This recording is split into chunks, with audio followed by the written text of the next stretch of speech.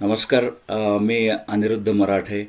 आज friends of डेमोक्रेसीतर्फे एक चर्चा आयोजित केलेली आहे आणि ती चर्चा म्हणजे नदीच्या बाबतीत, पुण्यातल्या मुळामुठा नदीच्या बाबतीतली ही चर्चा आहे. आपल्या सर्वांना नदीची परिस्थिती काय आहे हे थोडं बहुत माहिती आहे आणि या नदीमध्ये अगदी कचरा टाकण्यापासनं, निर्माल्य टाकण्यापासनं, तसंच गणपती विसर्जन करण्यापासनं अनेक प्रकारे आपण नदीचा वापर केलेला आहे. आपल्याला एक गोष्ट मात्र माहिती आहे की जी नदी आपल्यासमोर आज दिसते ती नदी आहे का गटार आहे ही खरं परिस्थिती आहे. मी स्वतः बेंटनविल शहरात राहतो. बेंटनविल म्हणजे इथे आर्कन्सा स्टेटमध्ये नॉर्थ वेस्ट आर्कन्सामध्ये बेंटनविल हे शहर आहे आणि तिथे मी राहतो. तर आणि इथल्या शहरामधला जो युटिलिटीज आणि वेस्ट वॉटर ट्रीटमेंटचा जो बोर्ड आहे त्या बोर्डावरती मी काम करतो आणि वॉलमार्टचं हेडक्वार्टर असल्यामुळे इथे लोकसंख्या वाढीचा प्रश्न फार मोठ्या प्रमाणावर आहे. परंतु ही लोकसंख्या वाढ जी होते आहे त्याचबरोबर घरांची गरज हे प्रश्न देखील वाढत आहेत आणि काही भागामध्ये घरं बांधता येत नाही आहेत कारण तिथं सांडपाण्याची सोय नाही आहे. म्हणून जे बिल्डर्सचे जे प्रोजेक्ट्स आहेत ते प्रोजेक्ट्स हे स्थगित केलेले आहेत. हा आहे की लोकसंख्या वाढत असताना, घरांची गरज वाढत असताना इथले प्रकल्प स्थगित होतात कारण सुअर नाही म्हणून, सुएज कसं ट्रीट करायचं याची व्यवस्था नाही म्हणून. आणि हे करत असताना माझ्या असं मनात आलं की अरे पुण्याची लोकसंख्या इतकी भरमसाठ वाढते, परंतु मी असं कुठेही ऐकलं नाही की पुण्यामध्ये एखादा गृहप्रकल्प स्थगित केला कारण सुएज नाही, सुअरची व्यवस्था नाही, याच्यासाठी सांडपाण्याची व्यवस्था नाही, याच्यासाठी हा प्रकल्प स्थगित केला असं मी कुठेही ऐकलं नाही. आणि ते माझ्या डोक्यात आलं आणि मग मी माझा मित्र मनीष घोरपडे याच्याशी संवाद साधला. थोडी मनीषची मी ओळख करून देतो. मनीष हा माझा वर्गमित्र, शाळेतला हा वर्गमित्र आहे. त्याच्याबरोबर मी इयत्ता 5वीपासून 10वीपर्यंत, नंतर 12वी, नंतर इंजिनिअरिंग कॉलेजला देखील आम्ही एकाच कॉलेजमध्ये होतो, COEPमध्ये होतो. आणि मनीष या नदीच्या संदर्भात काही काम करतो हे मला माहिती होतं आणि म्हणून मी त्याच्याशी संपर्क साधला आणि त्याच्याशी संपर्क साधून मला असं जाणवलं की ह्याबद्दल चर्चा झाली पाहिजे, लोकांना ह्याबद्दलची माहिती मिळाली पाहिजे आणि लोकांनी ह्या मुळामुठा नदीचं पुनरुत्थान आणि पुण्यातल्या सांडपाण्याचा प्रश्न याच्याबद्दल थोडं ज्ञान मिळवलं पाहिजे. म्हणजे आपल्या सगळ्यांना कसं असतं, राष्ट्रीय दर्जाचे जे काही प्रश्न असतात त्याबद्दल सगळं माहिती असतं, परंतु आज जर का तुम्ही मला विचारलं की पुण्यातले सांडपाण्याचे प्रकल्प कुठे आहेत हे तू मला गुगल मॅपवर दाखव, तर मला ते दाखवता येणार नाही आणि बहुसंख्य लोकांची परिस्थिती हीच आहे.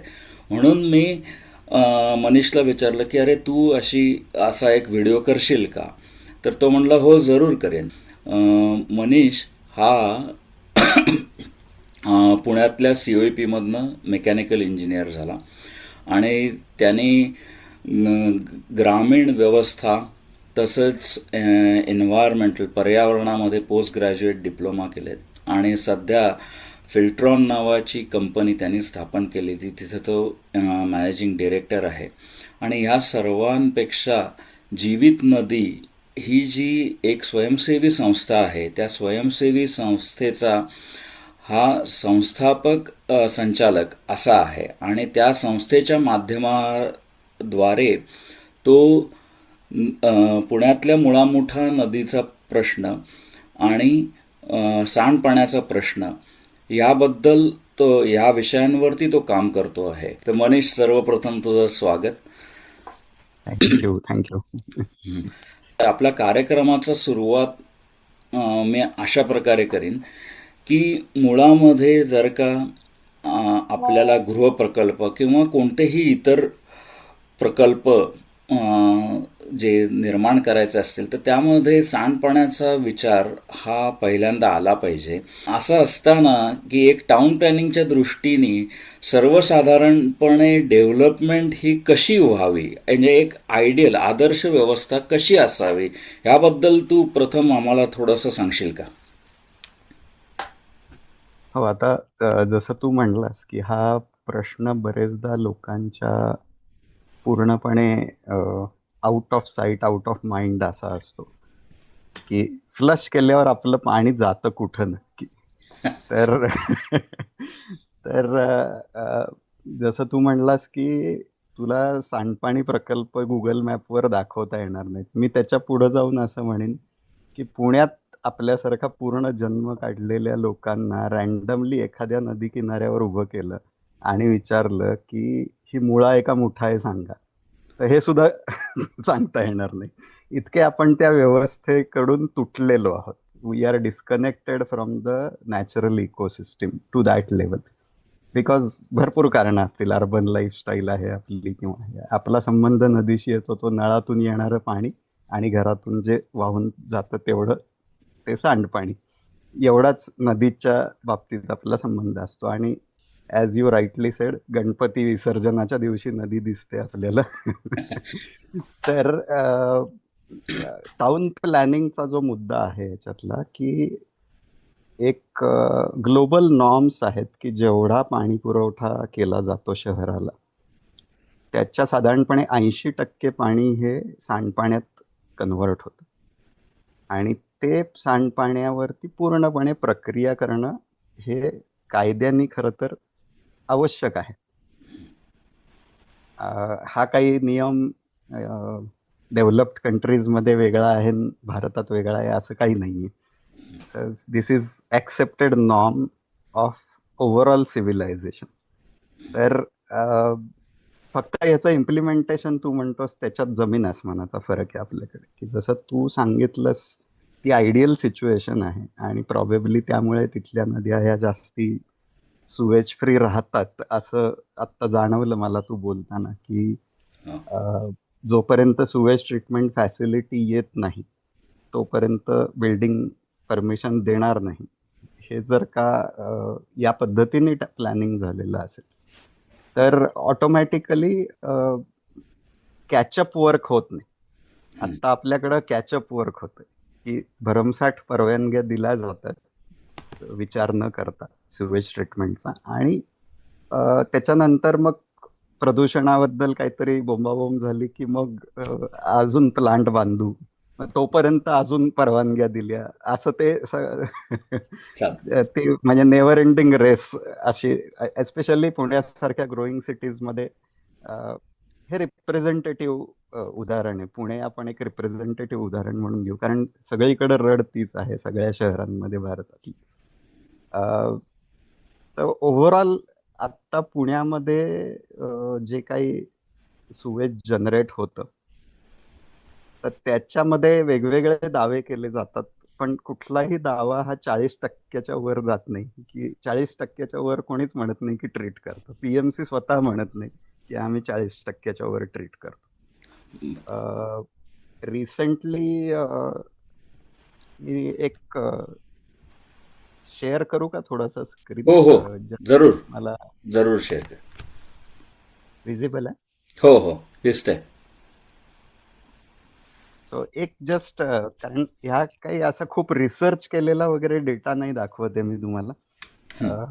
मी हे न्यूजपेपरमध्ये आलेले जे न्यूज आहेत आपल्या सकाळ, महाराष्ट्र टाइम्स, लोकसत्ता, हे जे सगळे वाचतात पुणेकर, त्याच्यातली एक जस्ट स्लाइड दाखवतो, की हे जे हायलाईट केलेलं आहे तर त्यामध्ये आत्ताच हे अगदी रिसेंट आहे, म्हणजे 10 डिसेंबर 2025चं न्यूज आर्टिकल आहे, ज्याच्यात विधान परिषदेतली प्रश्नोत्तर जी झाली त्यात आपले जलसंपदा मंत्री विखे पाटील त्यांनी हे स्टेटमेंट दिलंय, की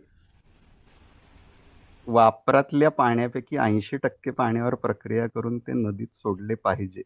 प्रत्यक्षात मात्र 20% पाण्यावरही प्रक्रिया केली जात नाही. हे स्वतः मंत्र्यांचं स्टेटमेंट आहे. तसंच एक दुसरं त्याच दिवशी आलेलं आर्टिकल दुसऱ्या ह्याच्यामध्ये, की त्याच्यात थोड्याशा फिगर्स आणि फॅक्ट्स दिलेल्या आहेत, की 22 टीएमसी पाणी पुरवठा होतो. एक मिनिट, तू मला टीएमसी हे काय प्रमाण आहे ते सांग बरं मला. टीएमसी म्हणजे 1000 मिलियन क्युबिक फीट ओके. बरं बरं. असं. तर अ, थोडक्यात आपले जे एक जलसाठा असतो, हां. डॅमची कपॅसिटी बरेचदा टीएमसी मध्ये डिफाईन केली जाते. बरोबर बरं. तर ओके. अ, हा साधारणपणे आता म्हणजे just to give a reference, पानशेतची कपॅसिटी साधारणपणे 9 टीएमसी आहे. नंतर वरसगाव धरणाची 10 टीएमसी साधारणपणे कपॅसिटी आहे. व आपल्या खडकवासल्याची 2.5 टीएमसी कपॅसिटी आहे. असे म्हणजे ही 3 डॅम्स धरून जेवढा पाणी साठा आहे तो पुण्यासाठी वापरला जातो. बरं बरं. आणि त्यातली 80% कपॅसिटी म्हणजे काय, किती झाली, 17.6 टीएमसी हे सांडपाणी तयार होतं. हं. आणि त्याच्यापैकी फक्त 6.2 टीएमसी याच्यावर प्रक्रिया केली जाते. हे स्वतः मंत्र्यांनी दिलेलं स्टेटमेंट आहे. बापरे. सो म्हणजे नो वंडर की आपल्याला जे काय मुळामुठा म्हणजे गटारा सदृश सगळं पाणी दिसतं किंवा वास येतो, अ, हे याच्या पलीकडे काय होणार आहे हे सगळं असेल तर. बरं. आणि अजून एक आता या अनुषंगानेच एक तुला प्रश्न विचारतो की साधारणतः काय 17 टीएमसी आहे, त्यातलं 6 टीएमसी वरती प्रक्रिया केली जाते आणि 11 टीएमसी वरती प्रक्रिया केली जात नाही. मग एक अगदी मूलभूत प्रश्न, हे 11 टीएमसी पाणी ज्याच्यावरती प्रक्रिया केली जात नाही त्याचं होतं काय? Right right.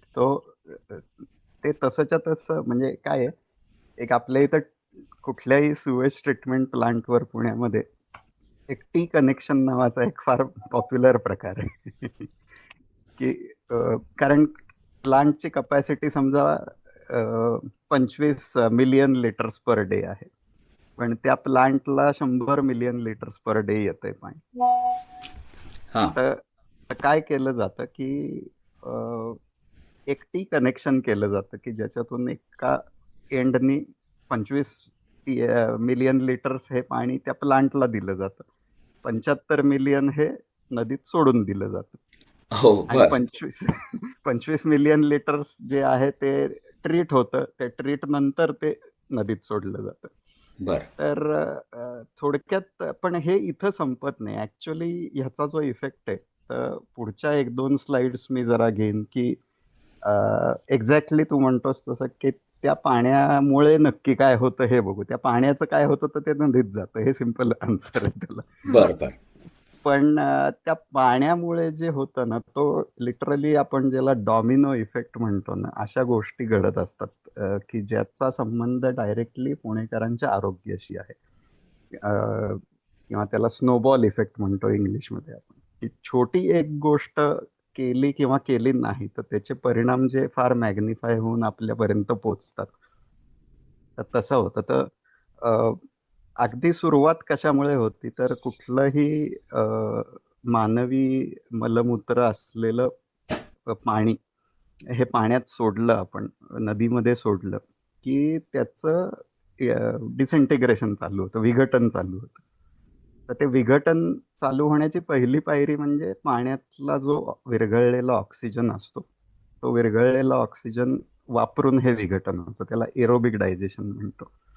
आता हा ऑक्सिजन वापरत राहिला, प्रचंड प्रमाणात घाण आहे, तर तो ऑक्सिजन जास्तीत जास्त वापरला जाणार. आणि पाण्यातला तो ऑक्सिजन वापरला गेल्यामुळे पाण्यातला विरघळलेला ऑक्सिजन संपून जातो एका लेवलला. आणि मग पाण्यातली सगळी टोटल जे काय ॲक्वेटिक लाईफ आहे, it either dies or gets migrated somewhere where जे मायग्रेट होऊ शकतं असं फिश पॉप्युलेशन मायग्रेट होतं.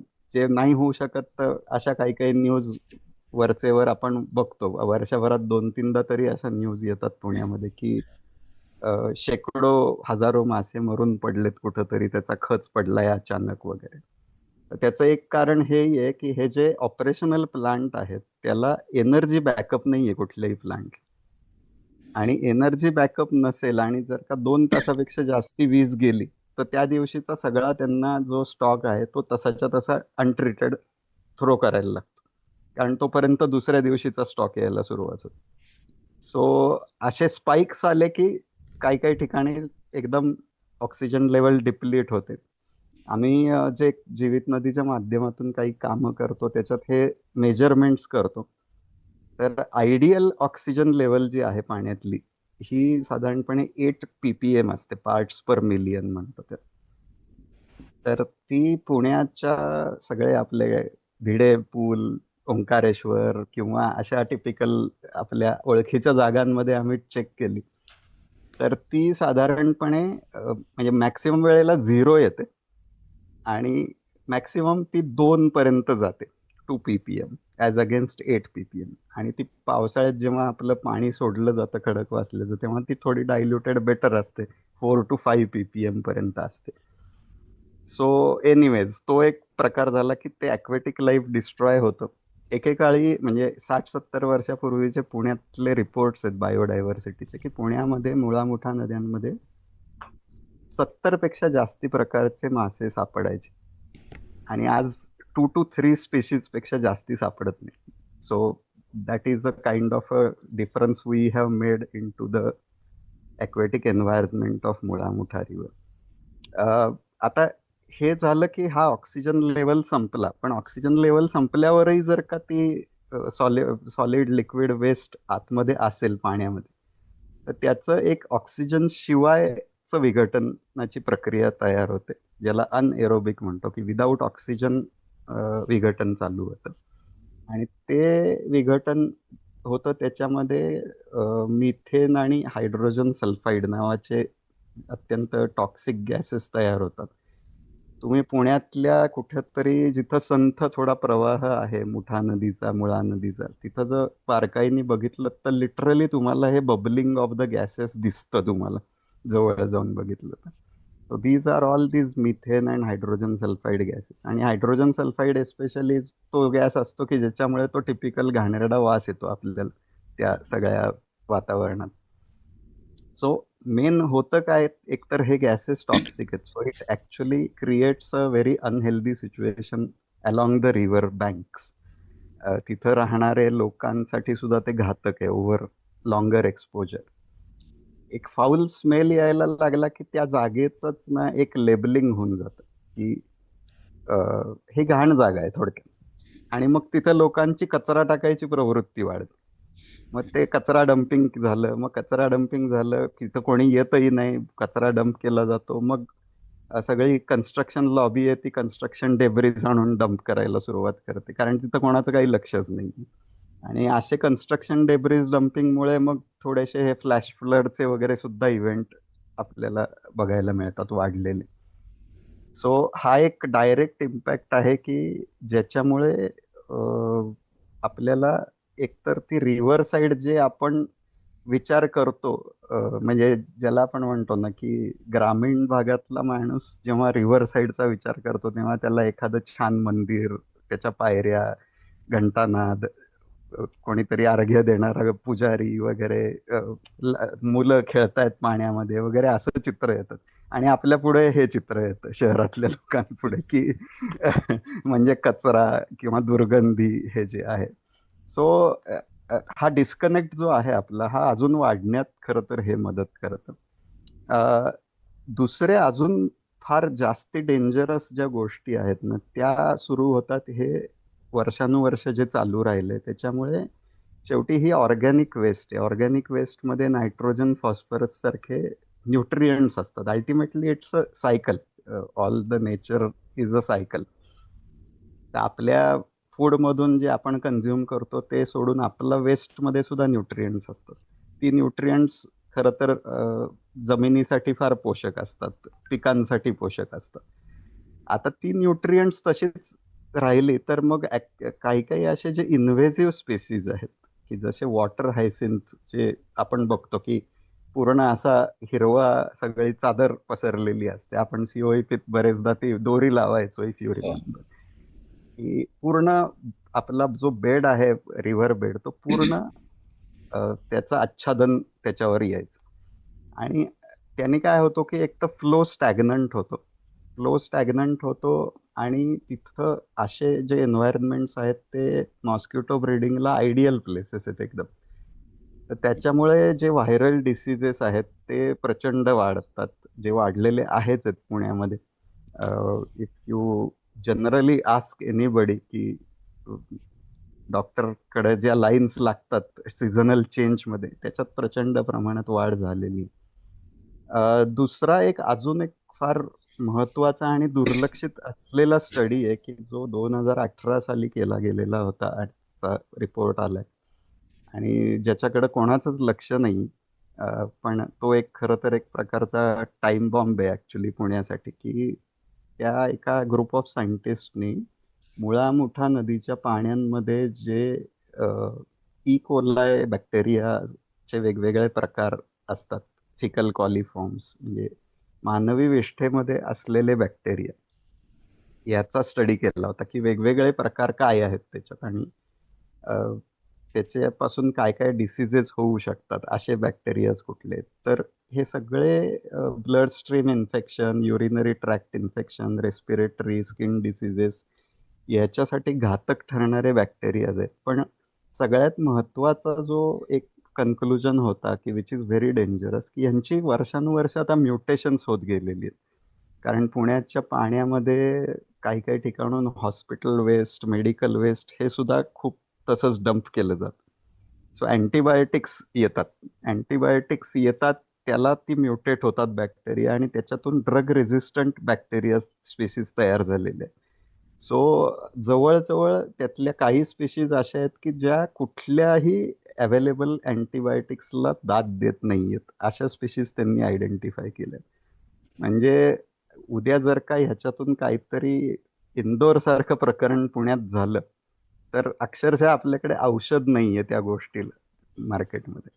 So which is extremely extremely dangerous kind of a case.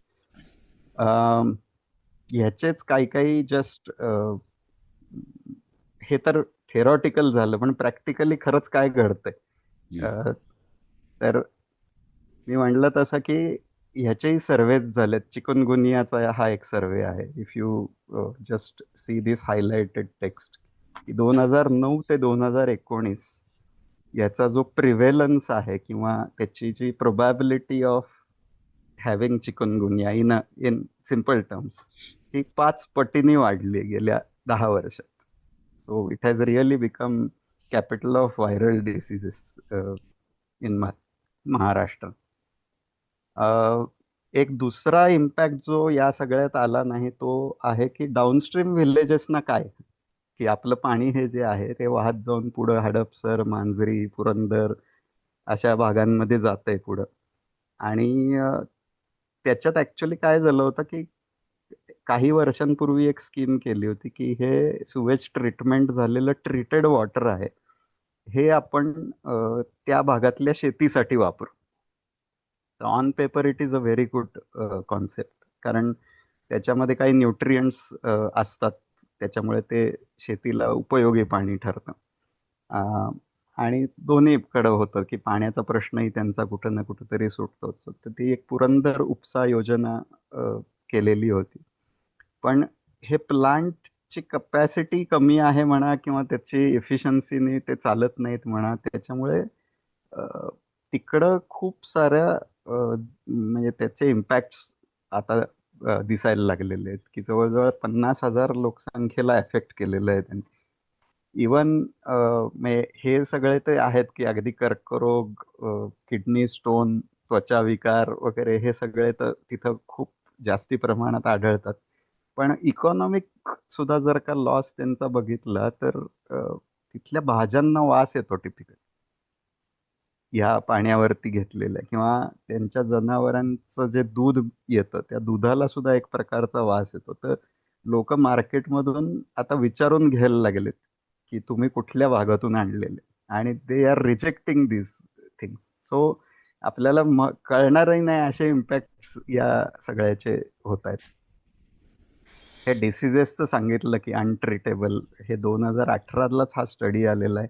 I don't know गव्हर्नमेंटमध्ये किती लोकांनी हा वाचलाय आणि याचं गांभीर्य त्यांना कळलेलं आहे. अजून एक इकॉनॉमिक इम्पॅक्ट जर म्हणायचा ना, तर ॲक्च्युली हे ट्रीटमेंट केली जात नाही म्हणून एक दंड असतो महापालिकेला. आणि हा दंडाची रक्कम जी आहे ती जर का बघितली ना, आता ही बातमी जी आहे ही 2 वर्षापूर्वीची बातमी. तर ह्याच्यामध्ये त्यावेळेला त्यांनी असं सांगितलं होतं की सांडपाणी प्रक्रिया स्थापित केला नसल्यास किंवा पूर्ण क्षमतेने सुरू नसल्यास मंजूर पाणी कोटा किंवा प्रत्यक्ष पाणी वापर यापैकी जे अधिक असेल त्याच्या दुप्पट दंड भरायला लागतो.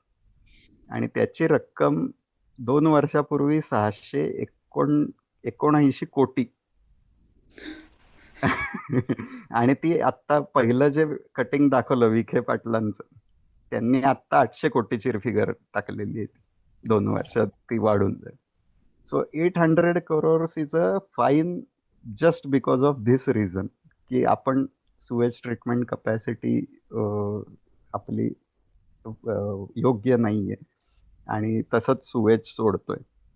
So actually this is the overall story of sewage की काय काय वेगवेगळ्या लेवलला हॅवॉक होतोय आपल्या पुणे शहराच्या दृष्टीने, की नागरिकांचं आरोग्य, पीएमसीचं बजेट, इथपासून डाऊनस्ट्रीम विलेजेसची इकॉनॉमी, या सगळ्यावर परिणाम होतोय. अगदी सगळ्यात पर्यावरणाचा तेवढा विचार करायचा नाही म्हणला तरी ॲक्वेटिक बायोडायव्हर्सिटी लॉस हा सुद्धा एक खूप मोठा लॉस. मला एक तुला आता या ठिकाणी असा प्रश्न विचारायचा आहे की एकंदर पुण्यामध्ये सांडपाण्यावर प्रकल्प म्हणजे सांडपाण्यावर प्रक्रिया करणारे प्रकल्प किती आहेत पुण्यामध्ये, आणि अजून किती प्रकल्पांची खरं गरज आहे? 80% जर का पाण्यावरती प्रक्रिया करण्याचा एक नियम असेल किंवा परंपरा असेल तर त्या दृष्टीने काय परिस्थिती आहे? सो आत्ता पुण्यामध्ये जवळजवळ एक 10 प्रकल्प ऑलरेडी आहेत.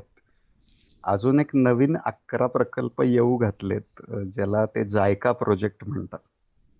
त्या जायका प्रोजेक्टचं एक थोडी माहिती देतो की काय आहे तो प्रोजेक्ट. की तो प्रोजेक्ट प्रपोज केला गेला 2012 साली.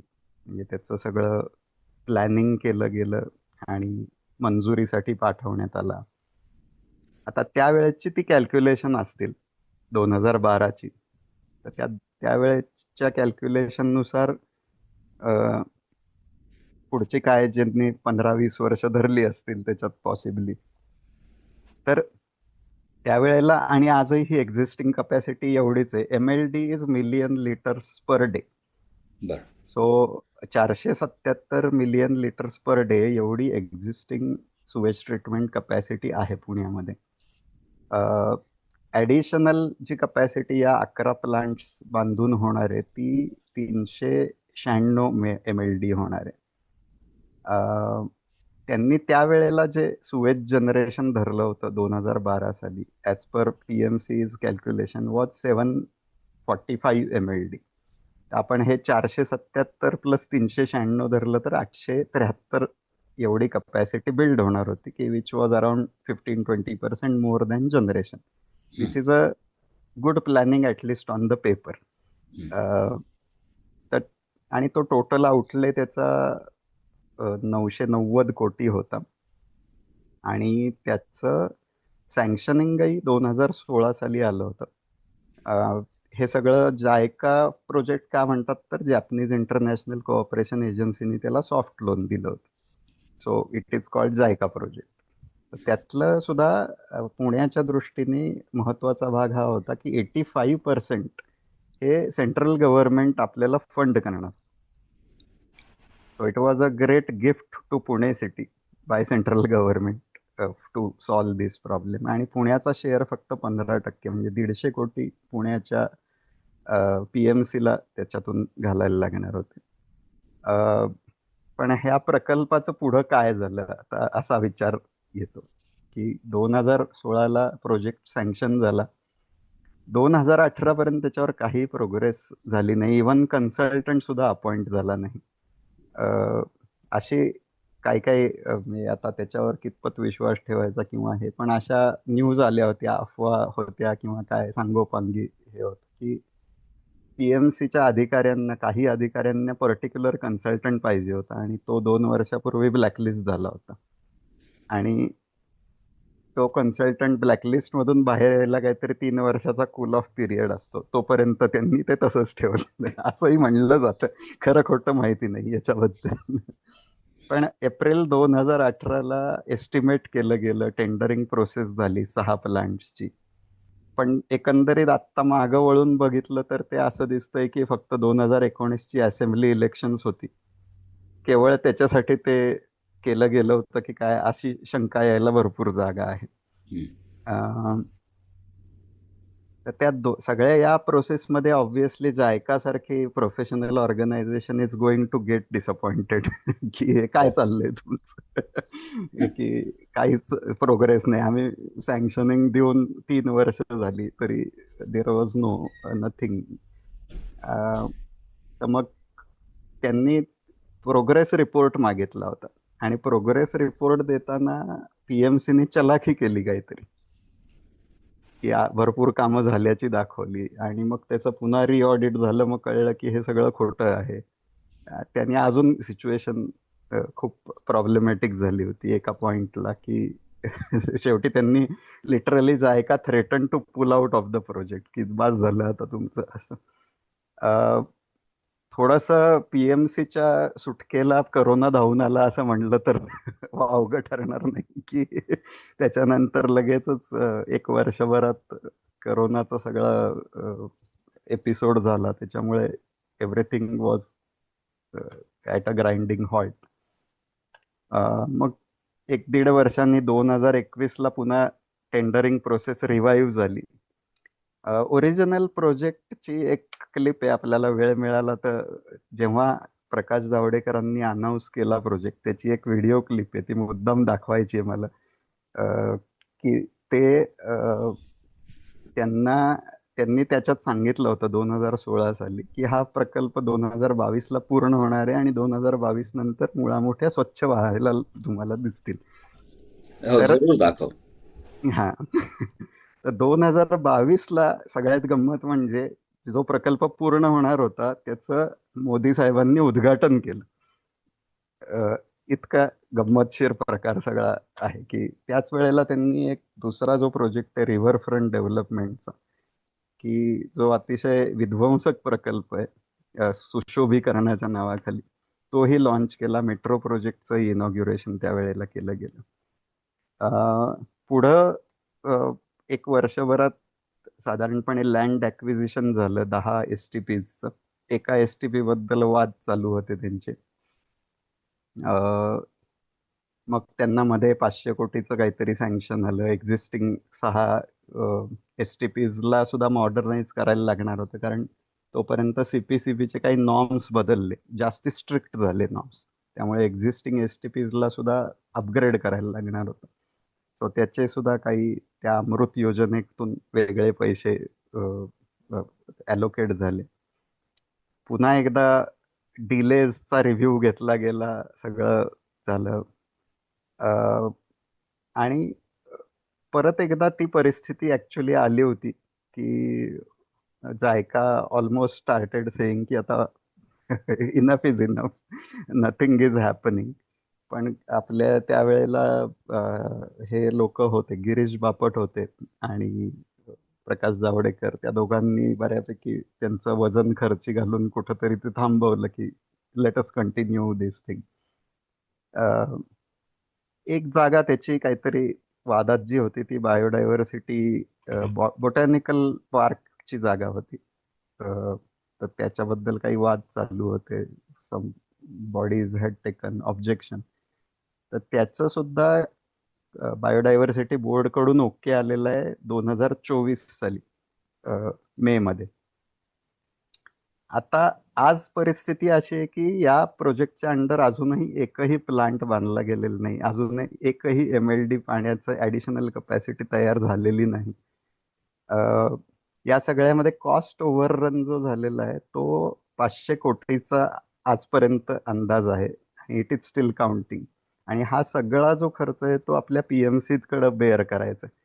म्हणजे जे गिफ्ट मिळालं होतं की 150 कोटीत सगळं झालं असतं काम, हे 500 कोटी लागणार आहेत या गोष्टीला. म्हणजे कमीत कमी अजून किती, आता 2026 मध्येही होईल की नाही सांगता येत नाही, असं म्हणायला सुरुवात झालेली आहे PMC ची ऑलरेडी. तो जो फाईन आहे तो तर आहेच चालू, आपलं मीटर डाऊन आहे ते मगाशी दाखवलं तसं. अ, जे वॉटर हायसिंथ येतात त्याची cost of removal every year is almost 4 to 5 crores. ती जी जलपर्णी येते ती सगळी काढून टाकायला लागते आपल्याला. बाकी तर या कॉस्ट कोणी एस्टिमेट करायच्या भंडात सुद्धा पडणार नाही की हे जे इलनेसेस आहेत, ट्रीटमेंट्स आहेत, त्याच्यामुळे होणारा लॉस आहे लोकांना, मॅन डेज, प्रोडक्टिव्हिटी, हे सगळे म्हणजे बियॉन्ड इमॅजिनेशन लॉसेस आहेत सगळे. अ, सगळ्यात आता महत्वाचा मुद्दा की हे सगळं करून होणार आहे का, हे सगळं करून. तर आज काय परिस्थिती आहे, तर आज पुण्याचा total water supply every day हा 1732 मिलियन लिटर्स पर डे आहे. अ, वेगवेगळ्या ज्या ग्राउंड वॉटरवर काम करतात संस्था, त्यांनी सर्वेज केलेत, त्याच्यानुसार ग्राउंड वॉटर एक्स्ट्रॅक्शन जे आहे की बोरवेल मधून जे पाणी घेतो आपण, त्याचा वापर 310 मिलियन लिटर्स पर डे आहे. म्हणजे टोटल आपलं पुण्यामध्ये पाणी जे येतं आणि वापरतो आपण ते 2000 मिलियन लिटर पर डे आहे. आता त्यातलं 80% हे सुवेज जनरेट होतं. हा नॉर्म आहे. तर त्या नॉर्म प्रमाणे 80% सुवेज जे जनरेट होतं ते 1634 वगैरे ती फिगर येते काहीतरी. आता total extraction capacity even after completion of JICA project काय आहे, तर 1000 मिलियन लिटर्स पर डे आहे. सो 629चा अजूनही गॅप आहे. तो 629 मिलियन लिटर्स म्हणजे 62,900 टँकर्स एव्हरी डे. बापरे. So even when JICA is completed. तर ही सगळी अशी परिस्थिती आहे आजही. पण आम्ही निदान पुश करतोय गव्हर्नमेंटला की जेवढं जे आहे ते तर तुम्ही करा. आणि हा हा प्रोजेक्ट खरं तर अपग्रेड करण्याची गरज आहे गव्हर्नमेंटला, की ह्याच्यातली अजून जी कपॅसिटी आहे आपल्याला बूस्टअप करायला पाहिजे. बरं, हे आजची कपॅसिटी आहे. आज जेवढ्या बिल्डिंग परमिशन दिल्या जात आहेत, पुढच्या 20 वर्षाचा विचार करून काहीतरी पुढच्या स्टेप्स घेणं गरजेचं आहे. पण अजूनही कॅचअप मोडमध्येच आहोत आपण त्या असं एकंदरीत सगळं चित्र आहे. फार सुंदर माहिती दिलीस मनीष तू. कारण ह्या सर्व ज्या गोष्टी आहेत ना त्या आपल्याला खरोखरीच माहितीच नसतात की हे सगळं, म्हणजे आपल्याला, मी दरवेळेला असं म्हणतो की सर्वसाधारणपणे राज्यस्तरावर काय चाललंय, राष्ट्रस्तरावर काय चाललंय, ह्याची सगळी बित्तम बातमी असते, परंतु माझ्या गावात, माझ्या शहरात काय चाललंय याची बातमी आपल्याला अजिबात नसते. त्याच्याबद्दलचे डिटेल्सही माहीत नसतात. आता निश्चितपणे पुणे महानगरपालिकेमध्ये ही जलसुधार समिती वगैरे असू शकेल, असणारच, वेगवेगळ्या समित्या असतात. त्या समितीची मीटिंग कधी होते, त्याला कोण जातं, ती पब्लिकला ओपन, म्हणजे हे वेगळेच प्रश्न आहेत. पण याची आपल्याला नागरिक म्हणून काही माहिती नसते. हा सगळ्यात धोकादायक प्रकार आहे. पण मला आता असं तुला विचारायचं आहे की एक नदी सुशोभीकरण हा एक प्रकल्प किंवा असा एक काही विचार सध्या चालू आहे. आणि मी साधारणपणे आता दर वर्षाला येतो, ज्या ज्या वेळेला पावसाळा नसतो त्या त्या वेळेला नदीच्या बाजूनी खाण्याच्या टपऱ्या असतात, हे असतं, मोठी चक्र फिरत असतात, हे सगळं चालू असतं. परंतु एक नदी सुशोभीकरणाचा प्रकल्प महानगरपालिकेच्या विचाराधीन आहे. त्याबद्दल तू थोडी माहिती देशील का? तो विचाराधीन नाही, ऑलरेडी त्याच्यावर काम चालू आहे. हो, बरं. त्याच्यासाठी त्याच्यासाठी सगळ्यात गंमत अशी आहे की गव्हर्नमेंटला हा 1,000-1,500 कोटीचा जो शुद्धीकरणाचा प्रकल्प आहे खरं तर पाण्याचा, की जो अत्यंत आवश्यक असा प्रकल्प आहे, तो गेले 10 वर्ष राबवता आला नाही. पण ते 5,000 कोटीचा नदी सुशोभीकरण प्रकल्प त्यांनी सँक्शन करून टाकलेला आहे ऑलरेडी. आणि आणि त्याच्यावर 3 फेजेस त्याचं कामही चाललेलं आहे. तर हा नदी सुशोभीकरण प्रकल्प म्हणजे काय आहे, तर पहिल्यांदा त्याचं नाव केलं होतं रिव्हरफ्रंट डेव्हलपमेंट, की which is actually the motto of that, की हे नदीचे काठ आहेत ते त्याचं ब्युटिफिकेशन केलं जावं.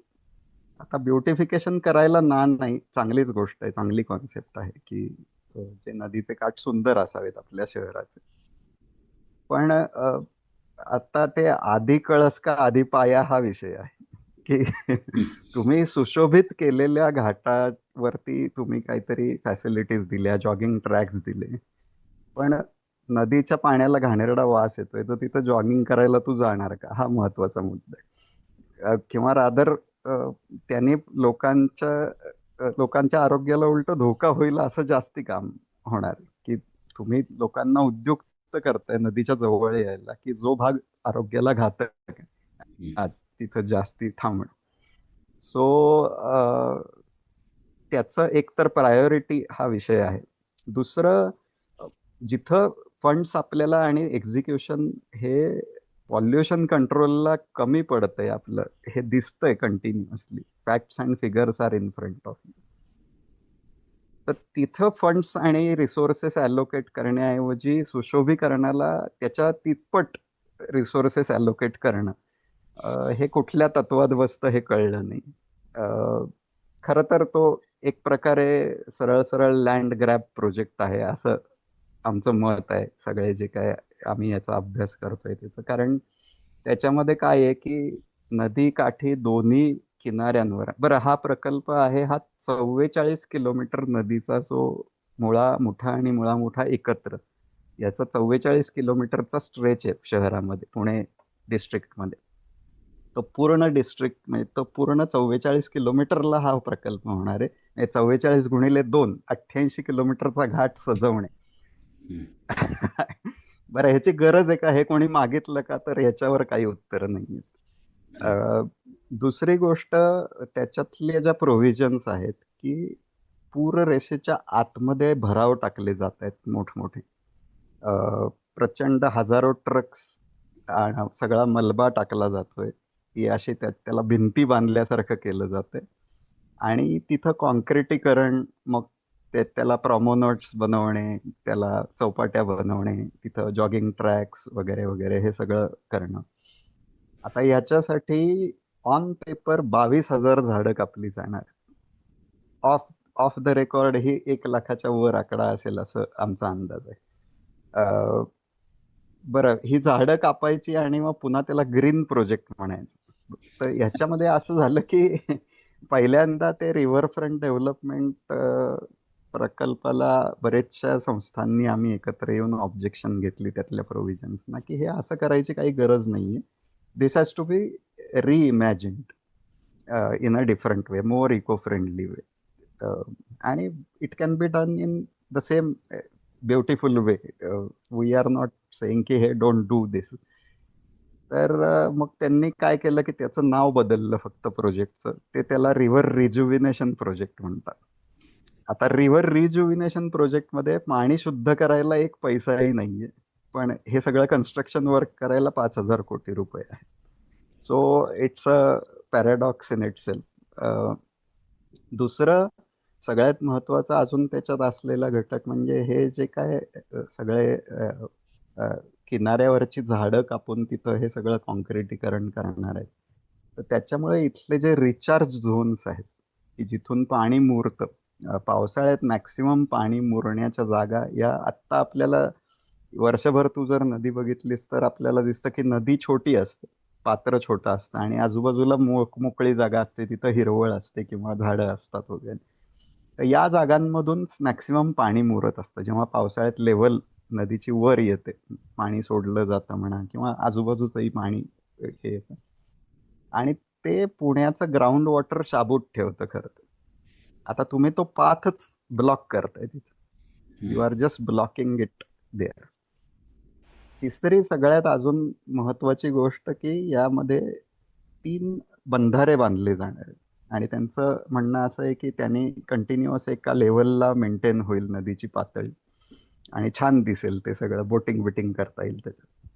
तर सगळ्यात गंभीर बाब ही आहे की आपण आत्ताच बघितलं की आपण सुवेज ट्रीटमेंट पासून कैक मैल दूर होत असू. We R way far from the reality की आपण कधी 100% सुवेज ट्रीट करू. पुढची 10-15 वर्ष तर ते काय होत नाही. आता त्या ह्याच्यात जर का तुम्ही ऑलरेडी आत्ता फ्लो होणाऱ्या नदीत इतकं घाण वास येतोय, एवढे प्रॉब्लेम्स येत आहेत हेल्थला, तुम्ही जर ते बंधारा घालून अडवलं तर स्टॅग्नंट पूल्स होणार आहेत पोल्युटेड वॉटरचे, which will increase this problem 10-fold more. तर हे असे सगळे वेगवेगळे विषय आहेत की ज्याच्यामुळे अ, एक तर नदीची रुंदी कमी केल्यामुळे कॉन्स्ट्रिक्ट होणारे प्रवाह, बरं. त्यामुळे खरं तर पुराची पातळी वाढण्याची शक्यता आहे. अ, सगळ्यात एक महत्वाचा आणि दुर्लक्ष पूर्णपणे केलेला विषय आहे की या सगळ्या प्रोजेक्टची डॉक्युमेंट काहीतरी 1000 पानाचं डॉक्युमेंट आहे मोठं, DPR ज्याला म्हणतो, डिटेल्ड प्रोजेक्ट रिपोर्ट. तर या अख्ख्या डिटेल्ड प्रोजेक्ट रिपोर्टमध्ये क्लायमेट चेंज नावाचा एकही शब्द नाही. हे एवढा मोठा इन्फ्रास्ट्रक्चर प्रोजेक्ट आहे आणि आज आपण क्लायमेट चेंजच्या सगळ्या जमान्यात आहोत. भारतातली जी the energy research institute, TERI नावाची संस्था आहे, त्यांनी डिस्ट्रिक्ट वाईज क्लायमेट चेंज इम्पॅक्टचं प्रेडिक्शन्स केलेली आहे. तर पुणे शहर आणि आजूबाजूच्या एरियामध्ये पुढच्या 20 वर्षातलं प्रेडिक्शन असं आहे की रेनफॉल विल इन्क्रीज 37% वा. आणि number of rainy days will decrease by more than 20%. हां. म्हणजे ढगफुटीसारखी परिस्थिती जास्ती फ्रिक्वेंटली येण्याचा अंदाज आहे. आता असं असताना हे सगळे सरकारीच रिपोर्ट आहेत ना, कोणी काही संस्थांनी केलेले नाही. या सरकारी संस्थाच आहेत. कोणी काही प्रायव्हेट NGOनी केलेले रिपोर्ट नाही आहेत. सो हे हे सगळा डेटा असताना खरं तर अशा प्रोजेक्टमध्ये नदीची रुंदी वाढवणं हे गरजेचं. कारण तुम्हाला तेवढं जास्ती पाणी वाहून न्यायची कपॅसिटी बिल्ड केली पाहिजे रिव्हरमध्ये, तर तुमचे पुढचे भविष्यात येणारे पूर वाचतील. आत्ताच आपण बघतोय की ज्या एरियामध्ये पाणी पूर्वी कधीच यायचं नाही तिथं येत आहे. मग त्या लोकांना काहीतरी पॅकेज देणं वगैरे असं करायला लागतंय. So that is another disaster in happening. त्याला आम्ही बराचसा विरोध करतोय. ॲटलिस्ट वृक्षतोडीला एक थोडं यश आलंय आम्हाला की सुप्रीम कोर्टानेच सांगितलंय की ही जी आयडेंटिफाईड ग्रीन झोन्स आहेत अलॉंग द रिव्हर, त्याला डीम्ड फॉरेस्ट घोषित करावं, अशी आम्ही काही पुराव्यांसकट, डेटा सकट मागणी केली होती. तर सुप्रीम कोर्टने सांगितलंय की त्याच्यावर डिसिजन काहीतरी होईपर्यंत कुठलंही झाड तोडलं जाऊ नये. सो कुठं ना कुठं तरी some small victory here and there we are able to do this. आणि आम्ही कंटिन्युअस खरं तर प्रशासनाशी हा डायलॉग करतोय की let us sit together and do it in a better way. पण अजून तेवढा म्हणावा तसा रिस्पॉन्स त्याला आलेला नाही. बरं. आपल्याकडे आता साधारण 10 मिनिटं आहेत मनीष, पण मुख्य उद्देश ह्या चर्चेचा, या संवादाचा उद्देश हा होता की हे जे काही निरनिराळे प्रश्न आहेत त्याची जाणीव लोकांमध्ये झाली पाहिजे आणि ह्या प्रश्नांच्या सोडवणुकीमध्ये लोकसहभाग वाढवला पाहिजे आणि लोकांनी सहभागी व्हायला पाहिजे. कारण तू जे म्हणलास आत्ता की म्हणजे फार आय ओपनिंग गोष्ट म्हणलास तू की पावसाचं प्रमाण वाढणार आहे पण पावसाचे दिवस कमी होणार आहेत. कमी होत. आणि मी अमेरिकेत आहे आणि गेल्या 2-3 वर्षात आम्ही अनेक ठिकाणी असं पाहिलेलं आहे की वन्स इन 1000 इयर्स अशा प्रकारचा पाऊस झाला किंवा वर्षाचा पाऊस एकदम झाला, महिन्याचा पाऊस एकाच दिवशी झाला, 2 दिवसातच महिन्याचा पाऊस झाला, हे सर्व आम्ही स्वतः इथं अनुभवतो आहोत. अनुभव. म्हणजे ह्या विचार करण्यासारखी गोष्ट आहे. तर ह्या सगळ्यांमध्ये लोकांनी सहभागी होण्यासाठी काही रिसोर्सेस आहेत का, काही साधनं उपलब्ध आहेत का, की जेणेकरून यामध्ये सहभागी होऊ शकतील? तर याबद्दल तू नक्कीच थोडी काही माहिती देशील का? नक्कीच नक्कीच ऍक्च्युली आम्ही जी एक संस्थेचा मी भाग आहे, जीवित नदी living organisation foundation, living river foundation. तर या संस्थेनी एक थोडासा पुढाकार घेऊन, कारण आम्हाला असं लक्षात आलं की हे नदीचं जे प्रकरण आहे ना, ते एका संस्थेचा भाग नाही, हे खूप मोठा विषय आहे. खूप वेगवेगळे अँगल्स आहेत याला. लीगल अँगल आहेत, सोशल अँगल आहेत, एन्व्हायरमेंटल टेक्निकल अँगल तर आहेच आहेत. पण त्यामुळेच वेगवेगळ्या क्षेत्रात काम करणाऱ्या ज्या संस्था आहेत, एक्सपर्ट्स आहेत, त्यांचा काहीतरी एक असा मंच तयार करावा आणि त्याच्यातून हे जास्ती लोकांना इन्व्हॉल्व करावं. तर एक असा मंच गेले जवळजवळ 2.5-3 वर्ष खूप चांगलं काम करतोय. तो आहे पुणे रिव्हर रिव्हायवल नावाचा एक मंच पुण्यात आहे. तर तो आता पुणे पिंपरी चिंचवड रिव्हर रिव्हायवल असा सुद्धा तो एकत्र झालेला आहे. कारण आता ते रिव्हरफ्रंटचे लोण तिकडंही पोचलेले आहेत. त्या इंद्रायणीवरही करायचंय, पवनीवरही करायचंय. हे सगळं आहे. तर अ, एक म्हणजे पुणे रिव्हर रिव्हायवल .com नावाची वेबसाईट आहे, जिथं काही व्हॉट्सॲपच्या लिंक्स आहेत. त्या ग्रुपमध्ये तुम्ही सामील होऊ शकता. वेगवेगळे कार्यक्रम तिथं आम्ही कंडक्ट करत असतो. एक दर बुधवारी वेबिनार्स असतात. आज जसं आपण वेबिनार केलं, तसे वेगवेगळ्या नदीशी रिलेटेड विषयावरचे वेबिनार असतात.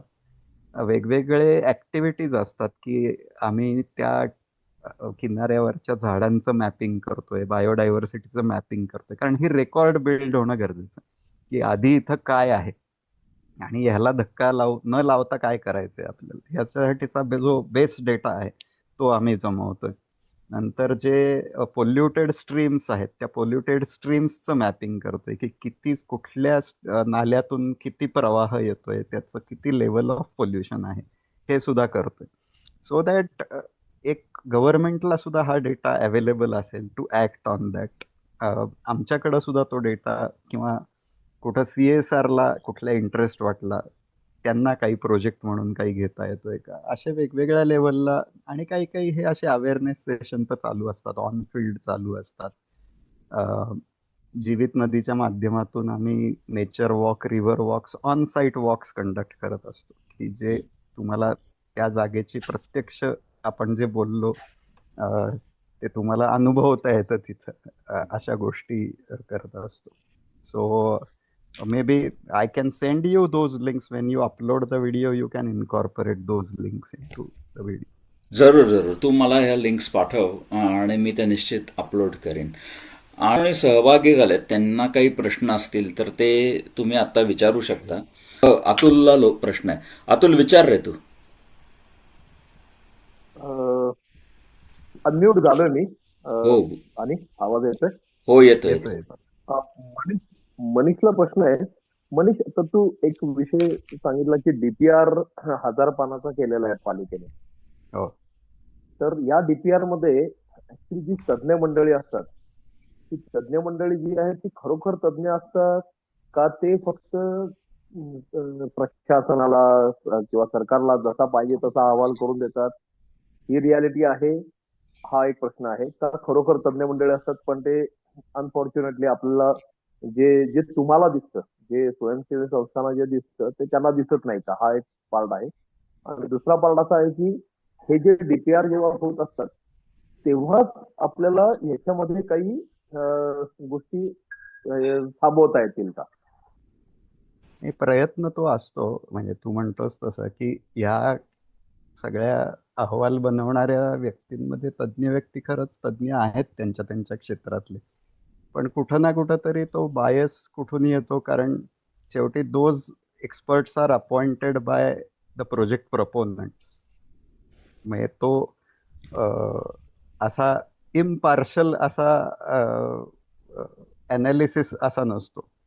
प्रोजेक्ट होण्याच्या दृष्टीने तुमचे काय ऑब्झर्वेशन्स आहेत असा तो शेवटी एक असतो. म्हणजे जसं म्हणतो ना की आपण वकिलाला अपॉइंट करतो तो गुन्हेगार सुद्धा वकिलाला अपॉइंट करतो, तोही तज्ज्ञच असतो त्याच्यातला आणि तोही कायद्याचा वापर करून त्या पद्धतीने स्टोरी सांगत असतो. तसं ते थोडंसं होतं. आणि डीपीआर होताना ऍक्च्युली कोणाला फार या प्रक्रियेत तरी सहभागी करून घेतलं गेलेलं नाहीये. आत्ता ते सगळे रिपोर्ट्स वगैरे बाहेर ते पब्लिश करतायत, आम्ही ऑब्जेक्शन घेतल्यावर की बघा आम्ही सर्वे केले होते वगैरे वगैरे वगैरे. 500 लोकांचा वगैरे सर्वे केलेला दाखवला त्यांनी. आता एवढ्या मोठ्या प्रकल्पासाठी 500 लोकांचा सर्वे इनफ आहे का आणि हे आहे का? आणि इव्हन जेव्हा हा डीपीआर एन्व्हायरमेंट क्लिअरन्स साठी केला होता तेव्हा सुद्धा आम्ही त्याच्या एन्व्हायरमेंट क्लिअरन्स साठी म्हणून ऑब्जेक्शन घेतली होती, which was not considered proactively by ministry of environment. कारण आम्ही तेच म्हणत होतो की पुढे जाऊन ह्याच्यात कॉम्प्लिकेशन्स आहेत, तर आमचं काहीतरी म्हणणं आहे.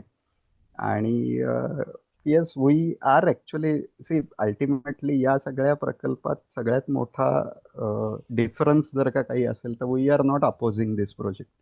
We are saying do it properly. That is the main thing. बरं, त्याच्यासाठी काही दोन ज्याला आपण म्हणू शकतो ऑन पेपर काही मॉडेल्सही करून आम्ही त्यांना प्रपोज केलेली की जिथं पब्लिक फॅसिलिटीज कॉम्प्रोमाइज न होता एन्व्हायरमेंटल आस्पेक्ट्सचा सुद्धा चांगला बॅलन्स साधला जाऊ शकतो, अशा पद्धतीने आम्ही काही त्यांना मॉडेल्सही सजेस्ट केलेली आहेत. तर आता हे कोलॅबरेटिव्हली करायचं की नाही हा दुसरीकडूनही रिस्पॉन्स येण्यावर अवलंबून आहे. बट प्रयत्न चालू आहेत, बघूया काय काय होतंय त्याच्यामध्ये. आता मनीष, निवडणूक तुला माहिती जोरदार सगळीकडे चालू आहे गोष्टी. तर आपण असं काही ड्राईव्ह किंवा असं काही घेतोय का की जे उमेदवार आहेत त्यांना पर्यावरणाच्या दृष्टीने खरोखर किती समज आहे आणि ते काय करू शकणार आहेत पुण्याच्या पर्यावरणाकरता? कारण आम्ही खरं असेंब्ली इलेक्शनच्या वेळेला प्रयत्न करून बघितला होता की एक ओपन डिस्कशन साठी ओपन फोरम घ्यावा, पण त्याला फार कुठल्या पक्षाने रिस्पॉन्स दिला नाही. की नदी सुधार प्रकल्प जो चालू आहे त्याच्याबद्दल तुमची व्हिजन काय आहे, किंवा तुम्हाला तिथले प्रॉब्लेम्स कळत आहेत का, आणि जर का कळत असतील तर त्याबद्दल तुम्ही काही जर पॉवरमध्ये आलात तर काही करू शकाल का, असं काही एक अधिकृत काही भूमिका कोणी कुठला पक्ष घेईल का. तर दुर्दैवाने त्याच्यात असं आहे की अर्थकारण हे फार डोईजड झालेलं आहे त्या सगळ्यांनाच. म्हणजे कुठलाही पक्ष असो, मग असं काही एकाला झाका दुसऱ्याला काढा परिस्थिती आहे तिथं. पण त्यामुळे अशी कुठला पक्ष अशी फर्म भूमिका घेऊन पुढे यायला तयार नाहीये की आम्ही यातल्या या गोष्टींना विरोध करू उद्या आलो पॉवरमध्ये तर, किंवा आम्ही या गोष्टी बदलू, तुम्ही म्हणताय तसं हे पटतंय ते नाही पटत. मुळात त्याच्याबद्दल आपण म्हणतो ना की मेजर्ड सायलेन्स आहे प्रत्येक पॉलिटिकल पार्टीकडून.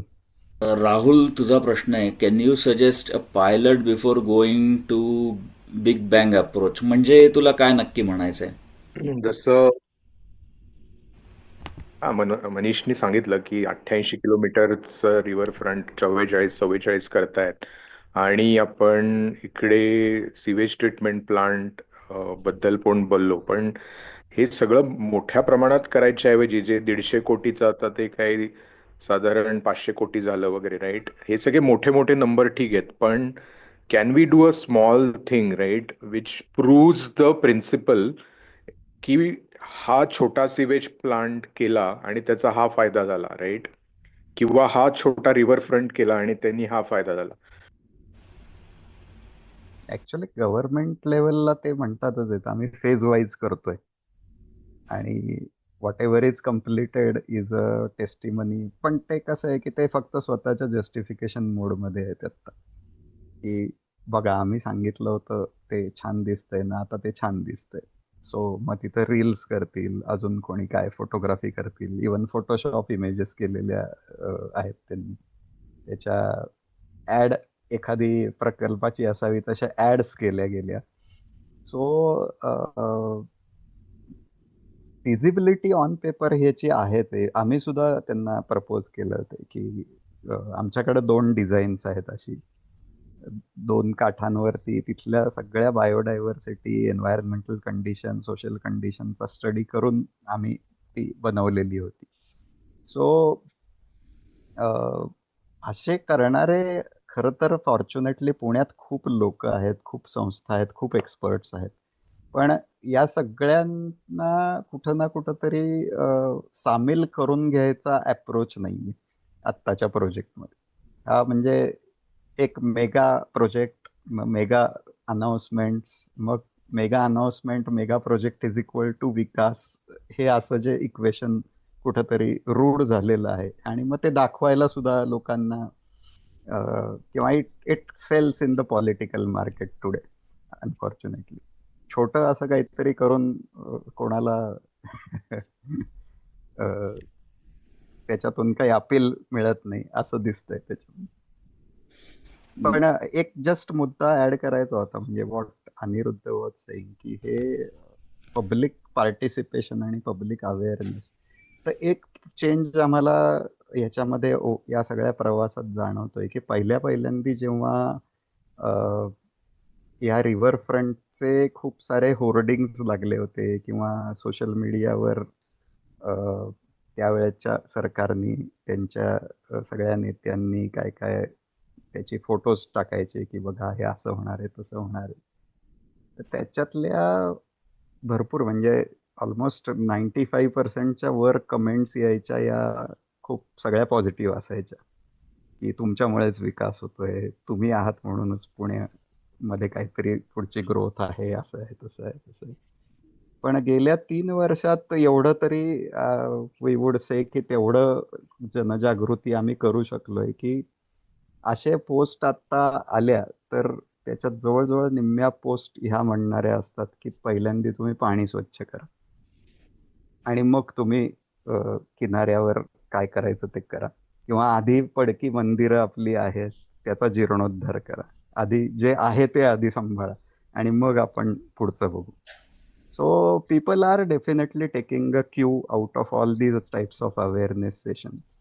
आम्ही अगदी सिंपल भाषेत लोकांना कळेल अशा भाषेत जे सांगितलं ते खूप लोकांना अपील होतं. ते जस्ट मी पुन्हा मेन्शन करतो इथं, की आपण आपल्या संस्कृतीत नद्यांना माता मानतो, मातेचा दर्जा दिलेला आहे. तर आमच्या ग्रुपमधले एक जण फार मनापासून काम करणारे एक जण आहेत. तर त्यांनी अगदी फार छान त्याचं वर्णन केलंय आत्ता जे चाललंय त्याचं, की अहो आपली आई आजारी पडलेली, तिला आयसीयू मध्ये नेण्याची कंडिशन झालेली, तर तिला तुम्ही हॉस्पिटलमध्ये नेण्याऐवजी ब्युटी पार्लर मध्ये नेताय. So which which underlines the situation today. खरं.